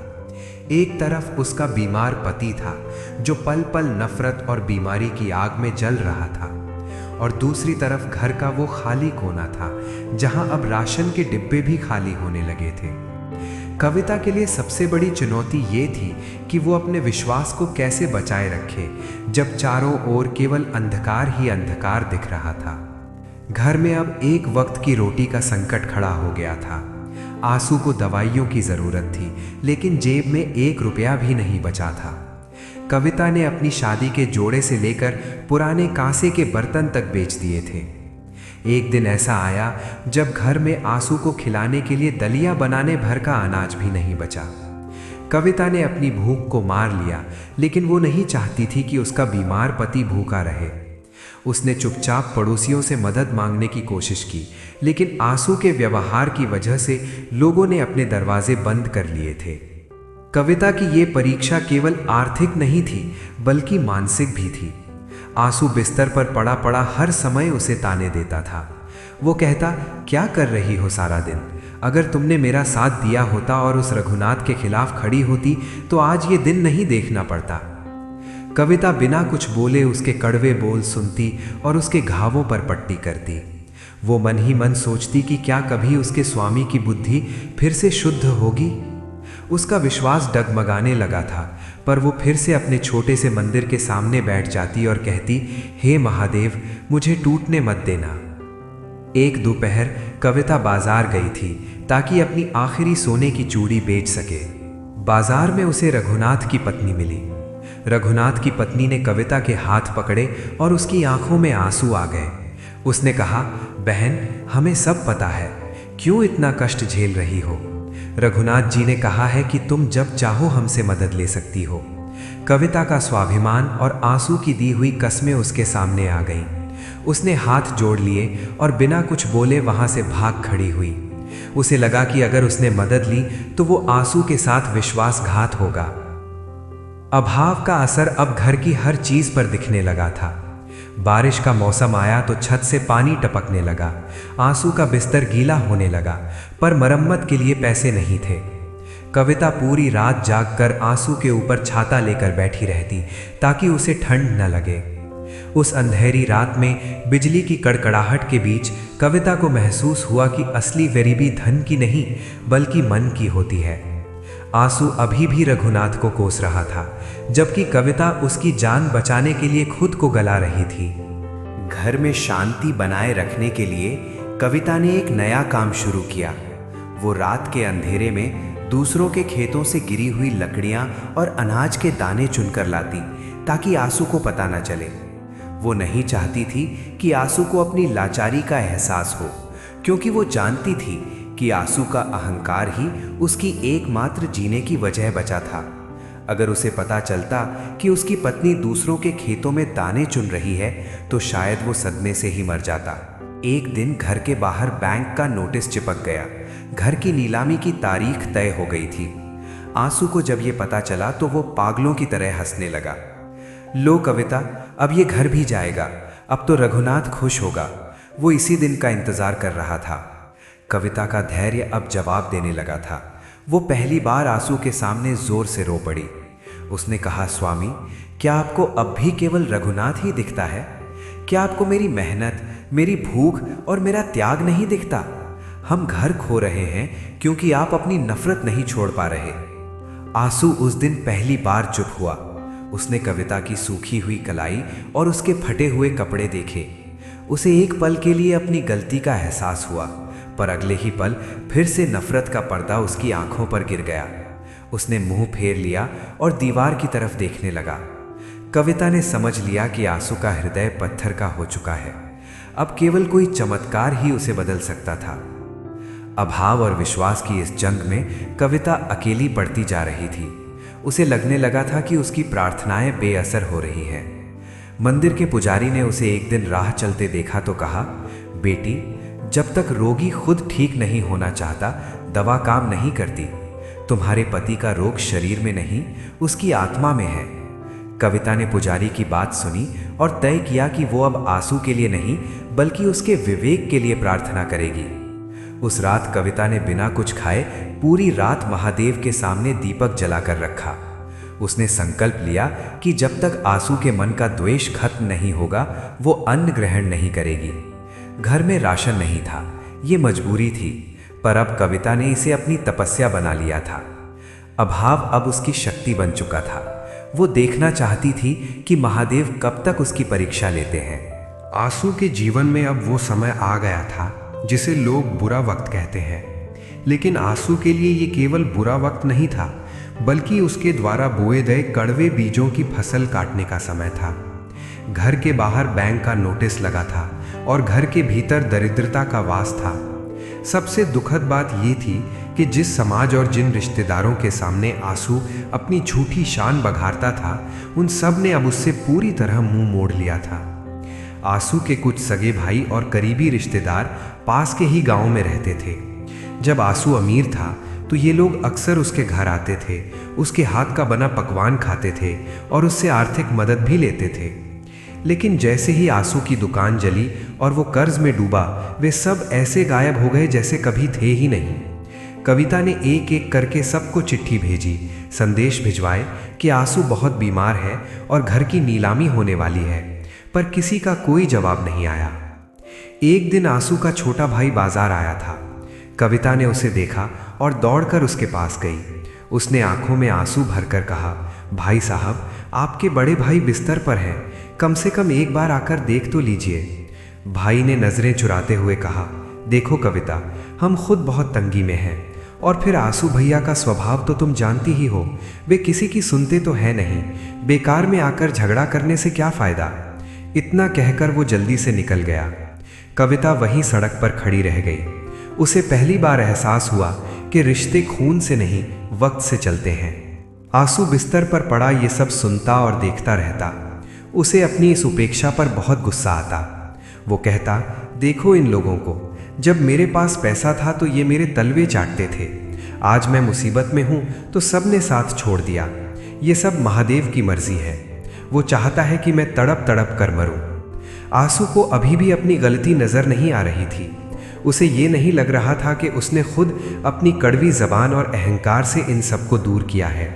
उसे लग रहा था कि महादेव उसके साथ कोई क्रूर खेल खेल रहे हैं। कस्बे के वे लोग जो आंसू के साथ बैठकर मंदिर की सीढ़ियों पर लंबी लंबी बातें करते थे, वे भी अब उसे देखते ही रास्ता बदल लेते। अगर कोई गलती से घर के सामने से गुजरता तो वो अपनी चाल तेज कर देता ताकि कविता उसे रोककर मदद न मांग ले। आंसू के घर में अब केवल सन्नाटा और बीमारी की गंध बची थी। जो घर कभी मेहमानों से भरा रहता था, वहां अब शाम को दिया जलाने के लिए तेल भी बड़ी मुश्किल से जुट पाता था। महादेव की ये मौन लीला बड़ी विचित्र थी। आंसू को ऐसा लग रहा था कि भगवान सो गए हैं। वो चिल्लाकर कहता, कहाँ हो प्रभु, क्या तुम्हें मेरी ये हालत नहीं दिखती? क्या तुम्हें उस रघुनाथ की तरक्की ही देखनी है? मुझे उठा क्यों नहीं लेते? आंसू की ये पुकार श्रद्धा से नहीं बल्कि क्रोध और हताशा से भरी थी। उसे लग रहा था कि मौन रहकर महादेव उसका अपमान कर रहे हैं। उसे नहीं पता था कि ये मौन उसे खुद से मिलाने की एक प्रक्रिया थी। कविता ने इस दौरान एक अद्भुत धैर्य दिखाया। जब सब ने साथ छोड़ दिया तो वो और भी मजबूत हो गई। वो आंसू की वो लाठी बन गई जिसके बिना वो एक पल भी नहीं रह सकता था। वो भूखी रहती पर आंसू को समय पर जो भी रूखा सूखा मिलता खिलाती। आंसू अक्सर उसे डांटता, क्यों कर रही हो ये सब? जब भगवान ने साथ छोड़ दिया तो तुम भी छोड़ दो, जाओ अपने मायके चली जाओ। कविता बस इतना कहती, आप मेरे पति हैं और मैं आपकी परछाई। परछाई कभी साथ नहीं छोड़ती। एक दोपहर कुछ लोग घर का नापजोक करने आए। नीलामी की प्रक्रिया शुरू हो गई थी। आंसू खिड़की से उन्हें देख रहा था। उसके पास अब विरोध करने की भी शक्ति नहीं बची थी। उसे लगा कि अब सब खत्म हो गया है। उसके अपने सगे संबंधी दूर खड़े तमाशा देख रहे थे। कोई ये नहीं कह रहा था कि इस घर को बचाने के लिए वे कुछ करेंगे। आंसू की आंखों से पहली बार बेबसी के आंसू निकले। उसने महसूस किया कि उसकी पूरी जिंदगी एक भ्रम थी। वो जिसे अपनी शक्ति समझता था वो केवल कागजी थी। उसी समय बाजार में एक चर्चा शुरू हुई। किसी ने कहा कि रघुनाथ नीलामी में भाग लेने वाला है और वो इस घर को खरीद लेगा। जब ये बात आंसू तक पहुंची तो उसकी रूह कांप गई। उसे लगा कि ये उसके लिए मौत से भी बदतर होगा। रघुनाथ मेरे घर में रहेगा, मेरे पूर्वजों की जमीन पर उसका कब्जा होगा। आंसू का खून फिर से उबलने लगा, पर शरीर ने साथ नहीं दिया। वो केवल बिस्तर पर पड़े पड़े हाथ पांव पटक कर रह गया। अकेलेपन का ये दौर आंसू के लिए सबसे बड़ी सजा थी। उसे याद आने लगा कि कैसे उसने लोगों का अपमान किया था, कैसे उसने अपनी धन दौलत के घमंड में गरीबों को दुत्कारा था। उसे अब अपनी आवाज की वो गूंज याद आती थी जो दूसरों को मंदिर में डराती थी। उसे समझ आने लगा था कि उसने दुनिया में एक भी अपना नहीं बनाया, उसने केवल शत्रु बनाए या फिर चापलूस। चापलूस चले गए और शत्रु सामने खड़ा था। वो अमावस्या की रात थी। आसमान में काली घटाएं छाई हुई थीं और रुक रुक कर तेज हवाएं चल रही थीं। आंसू के घर में उस रात सन्नाटा और भी गहरा था। घर की छत से पानी टपकने की आवाज किसी घड़ी की टिक टिक जैसी लग रही थी। आंसू बिस्तर पर पड़ा हुआ था, उसकी सांसें उखड़ रही थी। उसे महसूस हो रहा था कि ये रात उसके जीवन की आखिरी रात हो सकती है। शरीर में इतनी भी जान नहीं बची थी कि वो करवट बदल सके। कविता पास ही एक छोटा सा दिया जलाकर बैठी थी। दिए की लौ हवा के झोंकों से बार बार कांप रही थी, मानो वो भी आंसू की जिंदगी की तरह बुझने की कगार पर हो। घर में दवा तो क्या, पीने के लिए साफ पानी भी खत्म हो चुका था। कविता की हिम्मत जवाब दे रही थी। उसने आंसू के माथे पर हाथ रखा तो देखा कि उसका शरीर बर्फ जैसा ठंडा पड़ रहा है। वो घबराकर घर के बाहर निकली कि शायद कोई राहगीर मिल जाए, पर उस काली रात में सड़कों पर सन्नाटा पसरा था। तभी अचानक घर के बाहर किसी के चलने की आहट सुनाई दी। भारी जूतों की आवाज सूखी लकड़ियों पर पड़ रही थी। कविता डर गई। उसने सोचा कि शायद बैंक के लोग आए हैं या कोई चोर। तभी दरवाजे पर जोरदार दस्तक हुई। खट खट खट। आंसू ने अपनी धुंधली आंखों से दरवाजे की ओर देखा। उसके मन में अभी भी वही पुराना डर था। उसने फुसफुसाकर कहा, कविता मत खोलना, शायद रघुनाथ के लोग आए हैं, मुझे मारने आए हैं। कविता कांपते हाथों से दरवाजे की ओर बढ़ी। जैसे ही उसने कुंडी खोली, बाहर की तेज हवा के झोंके ने दिया बुझा दिया। अंधेरे में केवल एक लंबी परछाई खड़ी नजर आई। वो परछाई हाथ में एक लालटेन और एक थैला लिए हुए थी। जब लालटेन की रोशनी उस व्यक्ति के चेहरे पर पड़ी तो कविता की चीख निकल गई। वो रघुनाथ था। रघुनाथ बिना कुछ बोले घर के भीतर दाखिल हुआ। आंसू ने जब उसे देखा तो उसके चेहरे पर घृणा और डर के भाव एक साथ आ गए। उसने अपनी पूरी ताकत समेटकर चिल्लाने की कोशिश की, यहाँ क्यों आए हो? मेरी मौत का तमाशा देखने? जाओ यहाँ से, मुझे तुम्हारा चेहरा नहीं देखना। रघुनाथ ने आंसू की बातों का कोई जवाब नहीं दिया। उसने शांत भाव से अपनी लालटेन मेज पर रखी और अपने थैले में से कुछ बोतलें और गर्म पट्टी निकाली। उसने कविता की ओर देखा और बहुत धीमे स्वर में कहा, बहन घबराओ मत, मैं शहर से बड़ा डॉक्टर लेकर आया हूँ। वो अभी अपनी गाड़ी पार्क करके आ रहा है, तब तक ये गर्म दूध उसे पिलाने की कोशिश करो। आंसू का शरीर गुस्से से कांपने लगा। मुझे तुम्हारा दूध नहीं चाहिए, जहर होगा इसमें। कविता इसे बाहर निकालो। आंसू अभी भी उसी पुरानी नफरत की गिरफ्त में था। उसे लग रहा था कि उसका दुश्मन उसे खत्म करने के लिए इस अंधेरी रात का फायदा उठा रहा है। तभी शहर का डॉक्टर कमरे में आया। उसने तुरंत आंसू की जांच शुरू की। डॉक्टर ने सिर हिलाते हुए कहा, रघुनाथ जी, आपने सही समय पर मुझे बुला लिया। अगर 1 घंटा और बीत जाता तो इन्हें बचाना नामुमकिन था। इनका ब्लड प्रेशर बहुत गिर गया है और संक्रमण फेफड़ों तक पहुंच गया है। डॉक्टर ने इंजेक्शन निकाला और आंसू को लगाने लगा। आंसू ने विरोध करने की कोशिश की, पर उसकी शक्ति खत्म हो चुकी थी।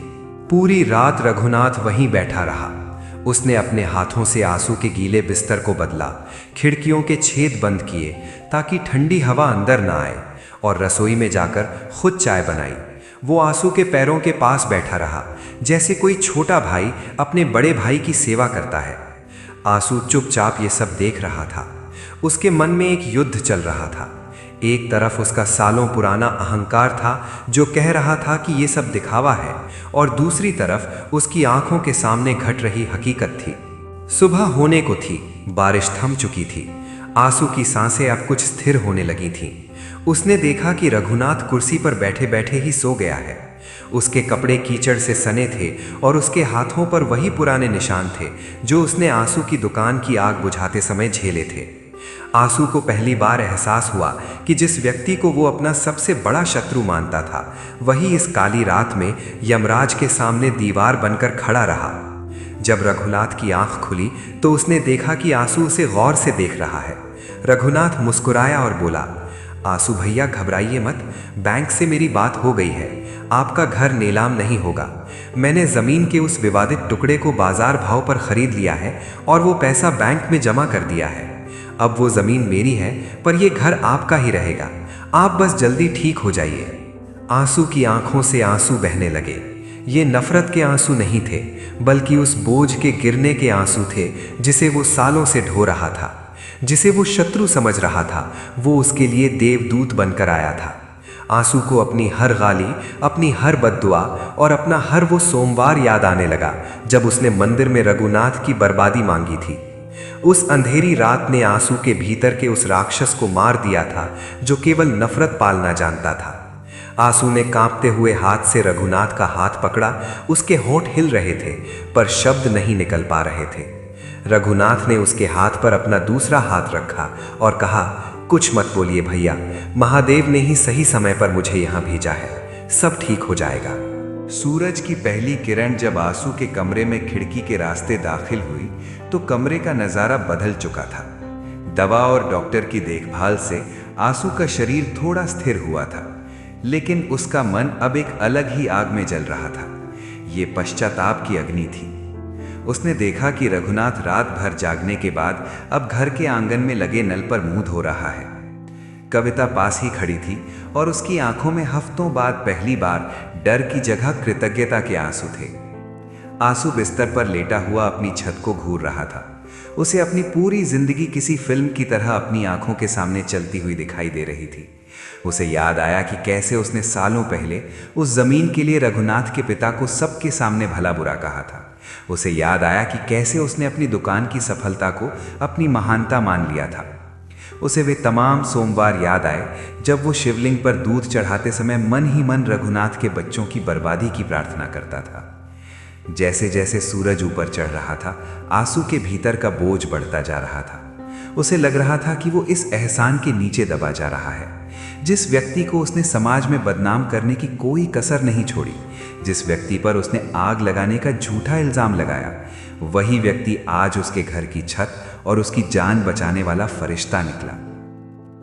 रघुनाथ कमरे में वापस आया। उसने आंसू के माथे पर हाथ रखा और कहा, भैया अब बुखार कम है। डॉक्टर ने कहा है कि आप 2-3 दिनों में उठकर बैठने लगेंगे। चिंता मत कीजिएगा, घर के राशन और दवाओं का इंतजाम मैंने कर दिया है। आंसू की आवाज़ गले में ही फंस गई थी। उसने बहुत हिम्मत जुटाकर धीरे से कहा, रघुनाथ मुझे माफ़ कर दो। रघुनाथ ने मुस्कुराते हुए उसका हाथ दबाया और कहा, कैसी बातें कर रहे हैं भैया, पुराना वक्त गुजर गया, हम पड़ोसी हैं और पड़ोसियों का धर्म ही यही है। आपने तो मुझे हमेशा अपना छोटा भाई ही माना था, बस वो ज़मीन बीच में आ गई थी। अब वो ज़मीन मेरी है, मैंने उसे खरीद लिया है ताकि झगड़ा ही खत्म हो जाए। आंसू फूट फूट कर रोने लगा। वो एक छोटे बच्चे की तरह सुबक रहा था। वो बोला, नहीं रघुनाथ, मैंने तुम्हें कभी भाई नहीं माना। मैंने तो हमेशा तुम्हें अपना दुश्मन समझा। मैंने मंदिर में जाकर भगवान से तुम्हारे लिए जहर मांगा। मैंने अपनी पत्नी को तुमसे बात करने से रोका।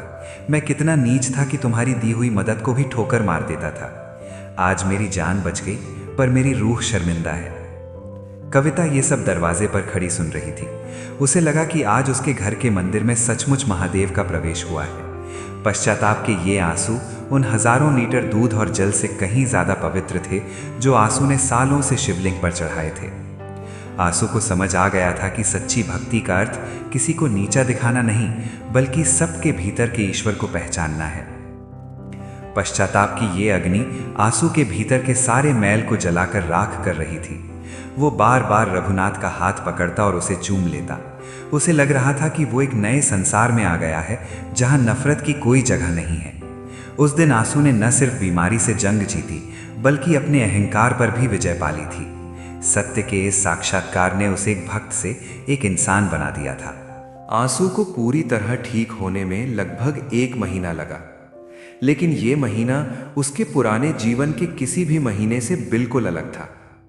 अब आंसू के घर का दरवाजा हमेशा खुला रहता था। वो जो पहले किसी की परछाई से भी नफरत करता था, अब बिस्तर पर लेटे लेटे ही खिड़की से गुजरने वाले हर व्यक्ति को देखकर हाथ हिलाता और मुस्कुरा देता। उसके चेहरे की वो पुरानी कठोरता गायब हो गई थी और उसकी जगह एक शांत चमक ने ले ली थी।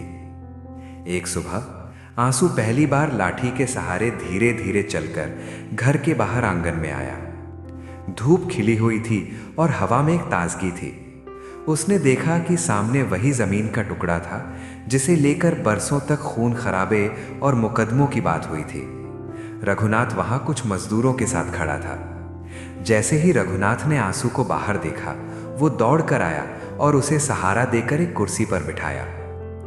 आंसू ने उस जमीन की ओर इशारा करते हुए पूछा, रघुनाथ, अब तो ये जमीन तुम्हारी है, तुम यहाँ क्या बनाने वाले हो? कोई बड़ी दुकान या अपना नया घर? रघुनाथ ने मुस्कुराते हुए कहा, नहीं आंसू भैया, मैंने कुछ और ही सोचा है।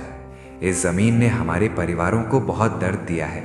अब मैं चाहता हूं कि ये जमीन लोगों को सुख दे। यहाँ मैं एक छोटा सा विश्राम गृह और औषधालय, डिस्पेंसरी बनवा रहा हूँ, जहाँ गांव के गरीब लोगों का मुफ्त इलाज होगा और राहगीर आराम कर सकेंगे। आंसू की आंखों में फिर से आंसू आ गए। उसने रघुनाथ का हाथ थाम लिया और कहा, तुम सचमुच बहुत बड़े दिल वाले हो। मैंने इस मिट्टी को जहर से सींचा था और तुम यहाँ सेवा का फल उगाना चाहते हो। क्या मैं भी इसमें कुछ मदद कर सकता हूँ? रघुनाथ ने खुशी से कहा, बिल्कुल भैया, आप ही तो इसके संरक्षक होंगे। जब आप पूरी तरह ठीक हो जाएंगे तो आप ही यहाँ के काम की देखभाल करेंगे। आपकी सूझबूझ हमारे बहुत काम आएगी। उस दिन के बाद से आंसू के जीवन का मकसद ही बदल गया। उसने अपने पुराने मुकदमों के सारे कागजात जला दिए। उसने वकीलों को फोन करके कह दिया कि अब उसे कोई केस नहीं लड़ना। कविता ये सब देखकर फूली नहीं समाती थी। उसे लगता था कि उसका खोया हुआ पति उसे वापस मिल गया था। घर में अब फिर से रसोई की महक आने लगी थी और शाम को जब रघुनाथ और आंसू साथ बैठकर चाय पीते तो पूरे मोहल्ले के लोग उन्हें देखकर दंग रह जाते। आंसू अब सोमवार को मंदिर जाता था, पर अब वो सबसे पहले जाकर घंटी नहीं बजाता था। वो चुपचाप लाइन में खड़ा होता और जब उसका नंबर आता तो वो केवल इतना कहता, प्रभु, मुझे प्रेम का रास्ता दिखाने के लिए धन्यवाद। अब वो मंदिर से लौटते समय गरीबों को खाना बांटता और लोगों का हालचाल पूछता। कस्बे के जो लोग पहले उसे पागल सेठ कहते थे, अब वे उसे आंसू भाई कहकर सम्मान देने लगे थे। एक दिन आंसू ने रघुनाथ से कहा, रघुनाथ, मेरी दुकान तो जल गई, पर उस आग ने मेरी आंखों का जाला भी जला दिया। अगर वो दुकान न जलती और मैं बीमार न पड़ता तो शायद मैं कभी नहीं जान पाता कि तुम कितने अच्छे इंसान हो। कभी कभी भगवान हमें वो सब कुछ छीन कर देता है जो हमारे लिए जहर बन चुका होता है। दोनों परिवारों के बीच अब कोई पर्दा नहीं था। कविता और रघुनाथ की पत्नी मिलकर उस औषधालय के लिए जड़ी बूटियां तैयार करती। आंसू के बच्चे भी जब शहर से घर आए तो वे अपने पिता में ये बदलाव देखकर हैरान रह गए। घर का वो भारी सन्नाटा अब हंसी ठिठोली में बदल चुका था। नफरत की वो पुरानी राख अब पूरी तरह ठंडी हो चुकी थी और उस राख से प्रेम और भाईचारे का एक नया पौधा उगाया था। आंसू ने अपनी लाठी किनारे रख दी थी क्योंकि अब उसके मन को सहारा मिल गया था। उसने समझ लिया था कि जमीन का मालिक कोई नहीं होता, हम सब बस कुछ समय के लिए इस मिट्टी पर आते हैं। असली मालिक तो वो है जो हमारे भीतर दया और करुणा जगाता है। आंसू और रघुनाथ की ये नई शुरुआत पूरे कस्बे के लिए एक मिसाल बन गई थी कि कैसे बड़ी से बड़ी दुश्मनी को केवल एक कदम आगे बढ़ाकर खत्म किया जा सकता है। समय बीतता गया और वो विवादित जमीन का टुकड़ा अब एक सुंदर सफेद इमारत में बदल चुका था। उस पर एक छोटा सा बोर्ड लगा था जिस पर लिखा था, शांति कुटीर एवं सेवा केंद्र। यहां रोज सुबह शाम गरीब और जरूरतमंद लोग आते थे। कोई दवा लेने आता तो कोई बस घड़ी भर सुस्ताने। आंसू अब रोजाना सुबह स्नान करके सीधे वहीं पहुंचता था। अब आंसू की दिनचर्या पहले जैसी नहीं थी। वो अब भी शिव भक्त था, लेकिन अब उसकी भक्ति मंदिर के दीवारों तक सीमित नहीं थी। वो औषधालय में आने वाले मरीजों को पानी पिलाता, उनके पर्चे बनवाता और दुखी लोगों की बातें धैर्य से सुनता। कस्बे के लोग उसे देखकर कहते, ये वही आंसू है जो पहले किसी को पानी तक नहीं पूछता था। आंसू बस मुस्कुरा देता। उसे अब प्रशंसा की भूख नहीं थी। एक शाम जब सूरज ढल रहा था, आंसू और रघुनाथ शांति कुटीर के बाहर रखी बेंच पर साथ बैठे थे। दूर आसमान में पक्षी अपने घोंसलों की ओर लौट रहे थे। सन्नाटा बहुत सुखद था। आंसू ने रघुनाथ की ओर देखा और बहुत शांत स्वर में कहा, रघुनाथ, आज मुझे पहली बार महसूस हो रहा है कि मैं सच में शिव का भक्त बन पाया हूँ। इतने सालों तक मैं शिवलिंग पर दूध चढ़ाता रहा, पर मेरा मन पत्थर का ही रहा। लेकिन जब तुमने मेरे प्रति नफरत के बदले करुणा दिखाई, तब मुझे समझ आया कि असली महादेव कहाँ बसते हैं।